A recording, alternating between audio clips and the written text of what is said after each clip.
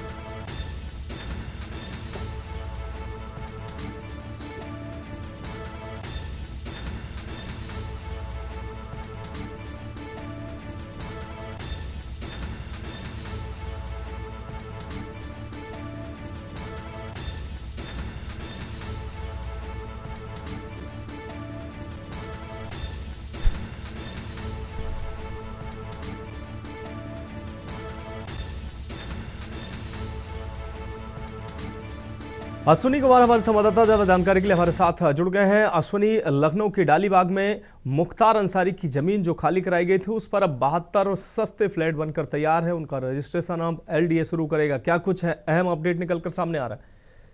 बिल्कुल से आप कि आज से जो सरदार वल्लभ भाई पटेल योजना है, एनडीए आवास योजना है एनडीए की, उसके तहत लखनऊ के सबसे पॉश इलाके डालीबाग में 72 फ्लैटों के लिए पंजीकरण शुरू होगा। तमाम अन्य योजनाएं भी आज से एनडीए शुरू करेगा, लेकिन सबकी नजर इस पर है कि उसकी बीआईटी के इलाके में है। अगर दूसरी बात की तो मुख्तार अंसारी ने इस जमीन पर कब्जा कर रखा था, जिसको मुख्यमंत्री के निर्देश के बाद खाली कराया गया था, और खाली कराने के बाद मुख्यमंत्री ने घोषणा की थी कि इस जगह पर तमाम जो गरीब लोग हैं उनके लिए आवास बनाए जाएंगे। 330 स्क्वायर फीट का ये फ्लैट होगा, जिसकी कीमत 10,70,000 रखी गई है। निश्चित तौर पर आज से इसके लिए पंजीकरण शुरू होगा। साथ ही साथ 3 नवंबर तक पूरे 1 महीने पंजीकरण चलेगा। आपको बता दें कि जिस जगह पर फ्लैट बने हैं बहुत ही वीआईपी जगह है। आम लोगों के लिए यहाँ पर जमीन फ्लैट लेना बहुत ही मुश्किल है, बहुत महंगाई है, लेकिन कहीं ना कहीं मुख्यमंत्री के निर्देश के बाद तमाम उन गरीब लोगों का सपना साकार होगा जो अच्छी जगह पर फ्लैट लेना चाहते हैं। निश्चित तौर पर आज से इन फ्लैटों का पंजीकरण शुरू होने जा रहा है। बिल्कुल अश्विनी, इस तमाम जानकारी के लिए आपका बहुत शुक्रिया। तो लखनऊ से अहम खबर, मुख्तार अंसारी की ज़मीन पर अब मिलेगा आवास। सस्ते फ्लैट बनकर तैयार हुए हैं 72 सस्ते फ्लैट, जिनका पंजीकरण शुरू किया गया है। मुख्तार की ज़मीन पर अब सस्ते फ्लैट बनकर तैयार हैं, इन फ्लैटों को बनकर तैयार किया गया है और अब इनका आवंटन करने के लिए रजिस्ट्रेशन की प्रक्रिया जो है, पंजीकरण की प्रक्रिया जो है वो शुरू की गई है।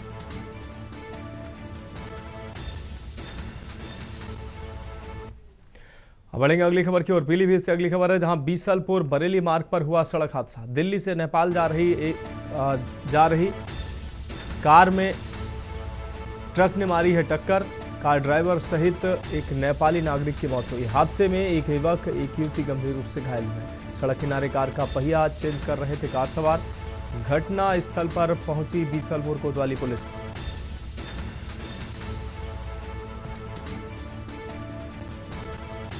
तो यह अहम खबर आपको दिखा रहे हैं। कार हादसे में एक युवक जबकि एक युवती गंभीर रूप से घायल बताया जा रहा है। इस वक्त की अहम खबर आपको दिखा रहे हैं। सड़क किनारे कार का पहिया चेंज कर रहे थे कार सवार। इस दौरान ट्रक ने टक्कर मारी है, जिससे यह हादसा हुआ है। घटनास्थल पर पहुंची बीसलपुर कोतवाली पुलिस। तो पीलीभीत से अहम खबर आपको दिखा रहे हैं। बीसलपुर बरेली मार्ग पर सड़क हादसा हुआ है। दिल्ली से नेपाल जा रही कार में ट्रक ने टक्कर मारी है। कार ड्राइवर सहित एक नेपाली नागरिक की मौत हुई है।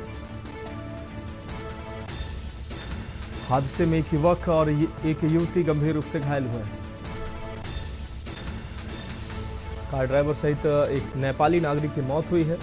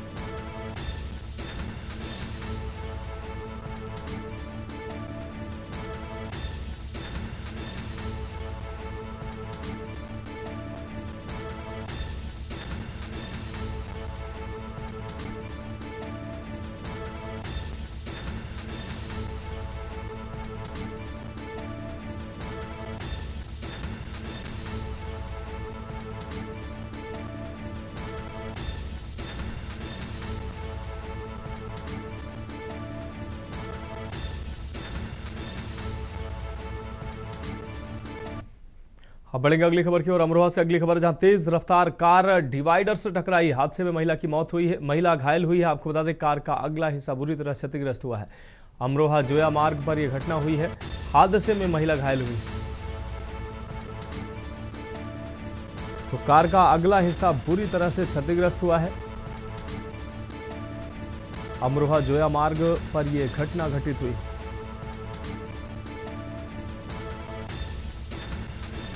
तो अमरोहा से अहम खबर, तेज रफ्तार कार डिवाइडर से टकराई है। हादसे में महिला गंभीर रूप से घायल हुई। कार का अगला हिस्सा बुरी तरीके से क्षतिग्रस्त हुआ है। तस्वीरें सामने आई हैं, आप तस्वीरों में देख सकते हैं। अमरोहा जया मार्ग पर यह घटना घटित हुई है।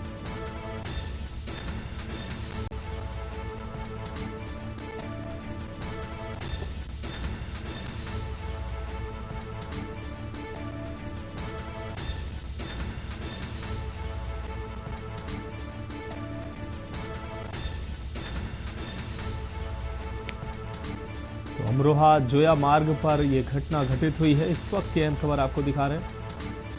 तेज रफ्तार कार डिवाइडर से टकराई है।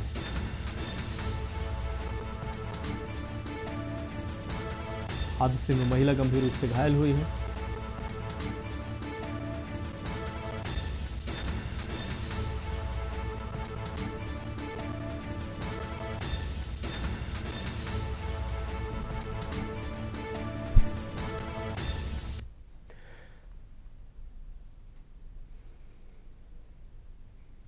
अब बढ़ेंगे अगली खबर की ओर। बलिया से अहम खबर है, जहां भाजपा विधायक का केतकी सिंह का बयान वायरल हुआ है। अस्त्र शस्त्र का ज्ञान अपने बच्चों को होना चाहिए। विधायक ने बयान दिया, अस्त्र शस्त्र का ज्ञान लड़का हो या लड़की सभी को होना चाहिए। पिछली पीढ़ी ने हमें ज्ञान नहीं दिया, मैं उसको दोषी मानता हूं, मैं उसको दोषी मानती हूं। ये बात केतकी सिंह ने कही। पहलगाम में 26 लोग मारे गए थे। पहलगाम में मारने से पहले पूछा गया कि धर्म क्या है आपका। केतकी सिंह के द्वारा यह बयान दिया गया। हिंदुओं को कपड़े उतारकर जांचा गया, फिर मारा गया। विधायक ने दुर्गा पूजा समारोह में ये बात कही।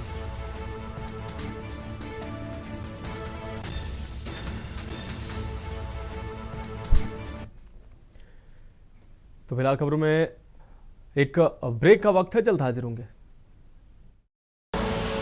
आप देख रहे हैं के न्यूज, खबरों का सारथी। ब्रेक के बाद उत्तर प्रदेश की खबरों में एक बार फिर से आपका स्वागत है। इस बीच लखनऊ से अहम खबर सामने आ रही है। लखनऊ से अहम खबर सामने आ रही है। आपको बता दें, यह अहम खबर लखनऊ से आपको दिखा रहे नेता विरोधी दल माता प्रसाद पांडे हाउस अरेस्ट हुए हैं। लखनऊ से इस वक्त की अहम खबर, नेता प्रतिपक्ष माता प्रसाद पांडे हाउस अरेस्ट हुए। भारी संख्या में पुलिस फोर्स आवास पर मौजूद। सपा का डेलीगेशन आज बरेली जाने वाला है। बरेली जाने से पहले वृंदावन आवास में हाउस अरेस्ट किए गए हैं माता प्रसाद पांडे। माता प्रसाद पांडे के नेतृत्व में जाना है ये डेलीगेशन। माता प्रसाद पांडे को बरेली जाने की अनुमति नहीं दी गई है। उनको हाउस अरेस्ट किया गया है। आवास पर भारी पुलिस फोर्स तैनात की गई। तस्वीरें सामने आई हैं। बरेली में बेगुनाह लोगों को जेल भेजने की सूचना की बात कही गई। सूचना पर राष्ट्रीय अध्यक्ष ने बनाया डेलीगेशन। माता प्रसाद पांडे ने यह बात कही। तो रोकने की नोटिस डीएम को देनी चाहिए थी, ये बात भी माता प्रसाद पांडे ने कही। हमें वहां पार्टी कार्यकर्ता से जानकारी लेनी थी। तो माता प्रसाद पांडे की प्रतिक्रिया भी सामने आई है। पुलिस प्रशासन पता नहीं क्यों हमें रोकता है। रोकने का मतलब इनके अवैधानिक काम देखेंगे। इनके सारे अवैधानिक काम हम उजागर करेंगे, माता प्रसाद पांडे ने यह बात कही। नेता विरोधी दल माता प्रसाद पांडे हाउस अरेस्ट किए गए हैं। आवास पर भारी पुलिस फोर्स तैनात की गई। भारी संख्या में पुलिस फोर्स आवास पर मौजूद है। सपा का डेलीगेशन आज बरेली जाना है। लखनऊ से अहम खबर, नेता विरोधी दल माता प्रसाद पांडे हाउस अरेस्ट किए गए हैं।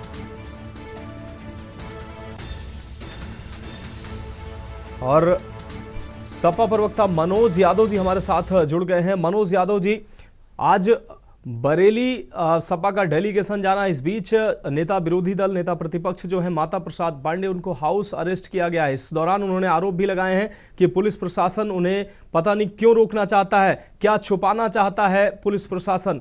आपकी प्रतिक्रिया? देखिए, जिस तरीके से सरकार का रवैया है, मैं ये बात बिल्कुल स्पष्ट कह सकता हूँ कि सरकार जुल्म भी करना चाहती है और किसी को आह भी नहीं करने देना चाहती जी। जिस तरीके से वहां पे प्रदर्शन कर रहे आई लव मोहम्मद वाले लोग थे और उन पे लाठी चार्ज की, तो कोई प्रदर्शन करना तो मुझे नहीं लगता कि गुनाह है। इस देश में सबको अधिकार है प्रदर्शन करने का। हिंसक प्रदर्शन करना निश्चित तौर पे आपराधिक प्रवृत्ति में आता है।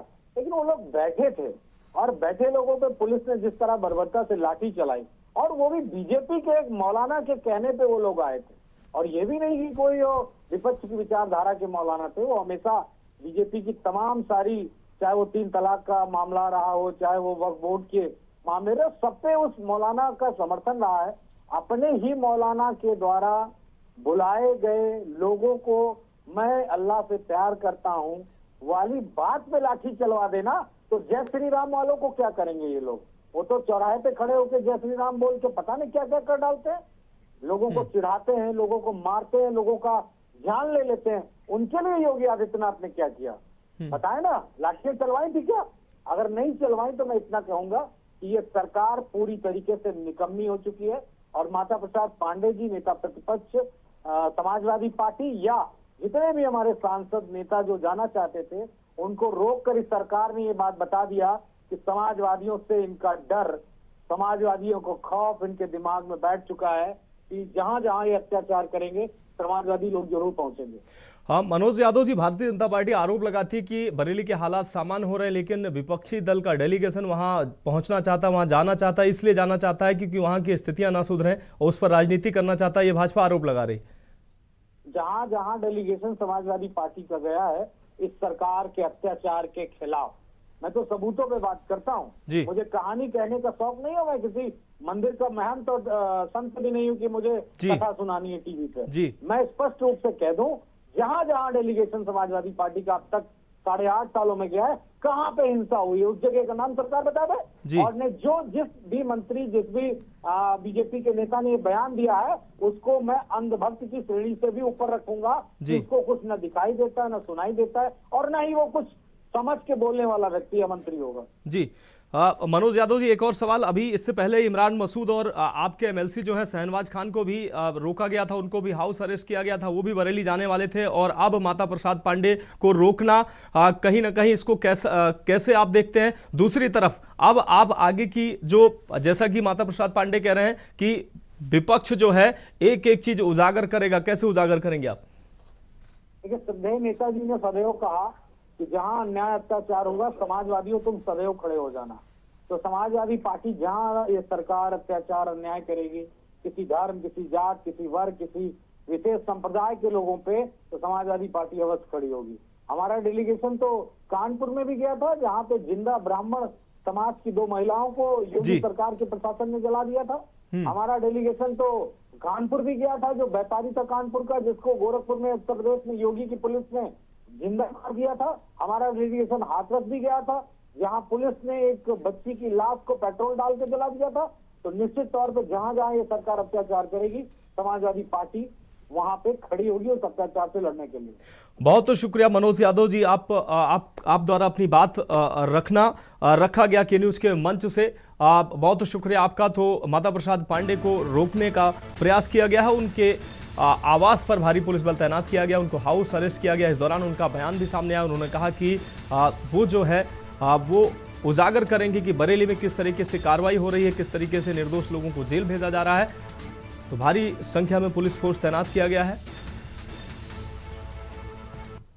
बरेली की घटना के बारे में जानकारी करने के लिए हमारे राष्ट्रीय अध्यक्ष जी ने एक प्रतिनिधि मंडल बनवाया हमारे नेतृत्व में जाने के लिए। उसमें कई सदस्य हमारे एमपी लोग हैं और सब हैं, लेकिन मैं यहाँ था नहीं। मुझे सूचना मिली शाम को 5 बजे तो मैं वहाँ से चला, और रात को जब 12 बजे यहाँ अपने घर पर आया तो इसके पहले की जाने की कोई बात हो, तब हम बड़ी संख्या में पुलिस थी और हमको एक नोटिस पीजीआई थाने का समझा दिया। दरोगा ने मुझे कहा आपको अपने घर में रहना है, घर से बाहर नहीं निकलना है। हमको दरोगा चिट्ठी लिखता, कलेक्टर लिखता तो मान भी लेते, यहाँ का दरोगा पीजीआई थाने का मुझे चिट्ठी लिखता है। बरेली की घटना के बारे में जानकारी करने के लिए हमारे राष्ट्रीय अध्यक्ष जी ने एक प्रतिनिधि मंडल बनवाया हमारे नेतृत्व में जाने के लिए। उसमें कई सदस्य हमारे एमपी लोग हैं और सब हैं, लेकिन मैं यहाँ था नहीं। मुझे सूचना मिली शाम को 5 बजे तो मैं वहाँ से चला, और रात को जब 12 बजे यहाँ अपने घर पर आया तो इसके पहले की जाने की कोई बात हो, तब हम बड़ी संख्या में पुलिस थी और हमको एक नोटिस पीजीआई थाने का समझा दिया। दरोगा ने मुझे कहा आपको अपने घर में रहना है, घर से बाहर नहीं निकलना है। हमको दरोगा चिट्ठी लिखता, कलेक्टर लिखता तो मान भी लेते, यहाँ का दरोगा पीजीआई थाने का मुझे चिट्ठी लिखता। बरेली की घटना के बारे में जान बढ़ेंगे अगली खबर की ओर। बुलंदशहर से अगली खबर है, जहां कचहरी के बाहर हिस्ट्री सीटर की हत्या में फरार मोहम्मद से पुलिस की मुठभेड़ हुई है। मुठभेड़ के दौरान पुलिस की गोली लगने से हत्यारोपी मोहम्मद घायल हुआ है। मोहम्मद ने 3 दिन पहले कोर्ट मैरिज करने पहुंचे नाइफ की कचहरी के बाहर दिन दहाड़े हत्या कर दी थी। पुलिस ने गिरफ्तार बदमाश के कब्जे से एक तमंचा और जिंदा खोखा बरामद किया है और कारतूस भी बरामद किया है। मोहम्मद के एक साथी को भी पुलिस ने मुठभेड़ के दौरान घायल अवस्था में गिरफ्तार किया था। कोतवाली नगर पुलिस की वलीपुरा नहर के पास पुलिस और बदमाश के बीच मुठभेड़ हुई।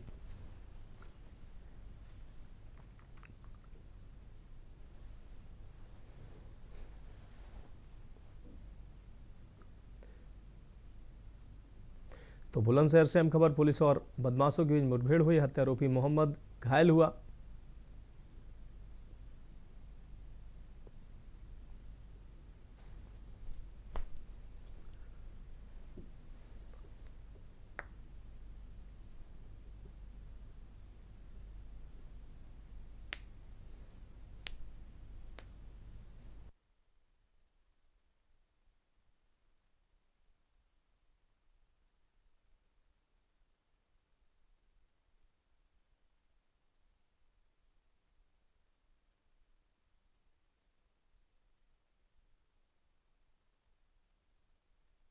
कोतवाली नगर क्षेत्र के चौकी इंचार्ज नसल घाट और चौकी इंचार्ज खुर्जा गेट गश्त पे थे। एक मुखबिर सूचना द्वारा इनको बताया गया कि वहलीनपुरा नहर के पास 3 दिन पहले हुए मर्डर में एक अभियुक्त वहां पर बैठा हुआ है। ये लोग वहलीनपुरा नहर के पास आए, इन्होंने एक व्यक्ति को बैठा हुआ देखा। वहां पर इन्होंने उसको आवाज़ लगाई, परंतु वह व्यक्ति उल्टी दिशा में भागने लग गया। उस व्यक्ति को इन्होंने पकड़ने का प्रयास किया तो उस व्यक्ति ने चौकी इंचार्ज नसल घाट और चौकी इंचार्ज खुर्जा गेट से जान से मारने की नीयत से फायर कर दिया। जवाबी कार्रवाई में चौकी इंचार्ज नसल घाट ने इन पे फायर किया और जवाबी कार्रवाई में वो व्यक्ति घायल हो गया। फिलहाल खबरों में वक्त एक आपको बता दें, खबरों में अभी के लिए मेरे साथ इतना ही। मुझे दीजिए इजाजत और आप देखते रहिए के न्यूज़ इंडिया।